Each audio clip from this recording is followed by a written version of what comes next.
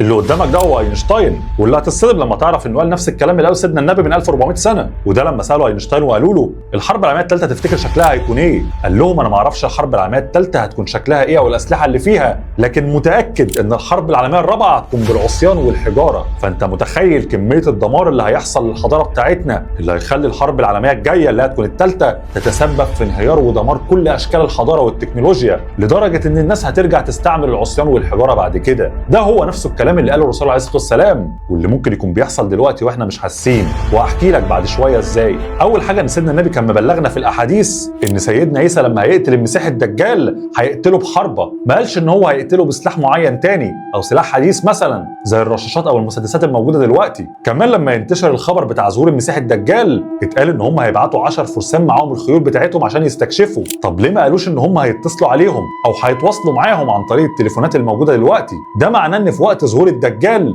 هيكون العالم والحضاره اللي احنا عارفينها بالتكنولوجيا كلها انهارت واختفت بسبب الحرب العالميه الثالثه. يعني في اللحظه اللي البشر هيفكروا ان هم ملكوا الارض وقدروا ان هم يعملوا اقصى ما يمكن في الحضاره من تكنولوجيا ومباني عاليه، دي اللحظه اللي ربنا هيخسف بيهم الارض تاني ويرجعهم لما كانوا عليه من قبليها. طيب دلوقتي انت اكيد عندك سؤال، هي الحرب العالميه او الحاجه اللي هتحصل ترجع العالم للواقع دوت قربت فعلا؟ وازاي اصلا ممكن البشر بكل حضارتهم دي فجاه يرجعوا لما كانوا عليه قبل كده؟ طب خلينا في السؤال الاول عشان التاني معقد شويه. لو جيت تبص على العالم دلوقتي هتلاحظ ان العالم كله ماسك في خناق بعضه، واللي بيقولوا على نفسهم القوى العظمى اللي بيكون المفترض انهم يحفظوا سلام العالم هم اصلا واقفين قصاد بعض ومستنيين لبعض على الواحده، واللي هيفكر انه يبص للتاني هيفشخه. لما تلاقي من كام يوم الصين مطلعه عرض عسكري وجايبه معاها روسيا وكوريا الشماليه، وتشوف كميه الاسلحه اللي لو استخدموها مش هيرجعونا 100 200 سنه لورا، ده هيرجعونا لايام الديناصورات. لا، لما تسمع ان فرنسا قررت انها تبعت للمستشفيات وتخليهم يتحضروا عشان يستقبلوا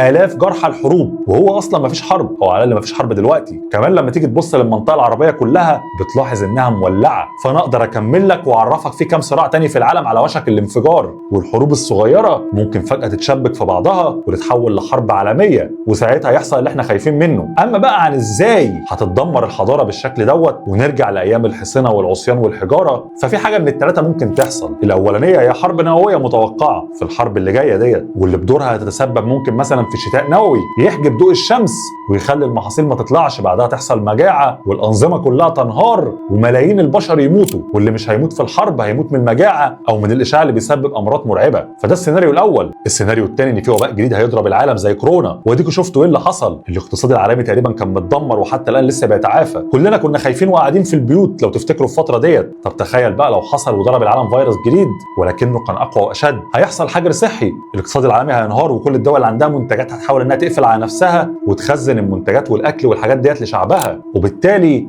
هيحصل شح في الموارد في كل حته. هتلاقي ان السوبر ماركتات والمحلات فاضيه ومش هتعرف حتى تشتري الحاجات الاساسيه بتاعتك. المستهلك العادي لما يحس بالكلام ده هيحصل له حاله من الذعر وهينزل الشوارع، وممكن بعدها تقوم ثورات، وفي حكومات هتنهار، وفي دول مش هيكون فيها نظام ربنا يحمينا، ومن بعدها البشر هيموتوا بالمئات والالاف، والتكنولوجيا والحضاره اللي احنا فيها برضه هتنهار. الاحتمال الثالث بقى، وانا عارف ان انت ممكن ما تصدقنيش فيه، لكن في قنبله اسمها الاي ام بي، او بمعنى اصح القنبله الكهرومغناطيسيه، وهشرح لك فكرتها كده بشكل بسيط جدا. القنبله دي كل اللي بتعمله مش بتدمر بالنار زي النووي، ولكنها بتستهدف اللي في ايدك ده. كل الاجهزه اللي حوالينا والرقائق الالكترونيه الموجوده فيها هتكون عرضه لموجه كهرومغناطيسيه، لما هتطلع هتشحنها بطاقه زياده قوي لدرجه انها هتحرقها. فتخيل ان قنبله مدمره طلعت وضربت العالم كله بالمنظر ده، ساعتها قول يا رحمن يا رحيم على نظام البنوك، اشارات المرور، الثلاجات، الغسالات، الاجهزه المنزليه بشكل عام، وحتى التليفونات. ده هيتسبب في حاله من الذعر، ومن بعدها برضه هتنهار الحضاره بنفس الشكل. وبعد ما يحصل ده يبقى كده فعلا